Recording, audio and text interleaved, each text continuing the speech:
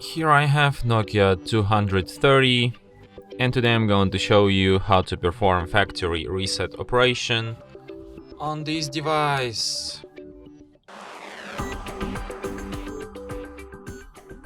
So to do this, firstly you have to open menu, then you should go to settings, scroll down to the bottom and select the last option, reset factory settings.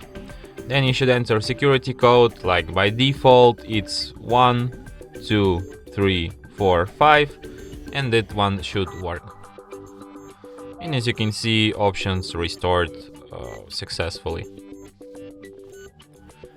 And that's it. Thanks for watching.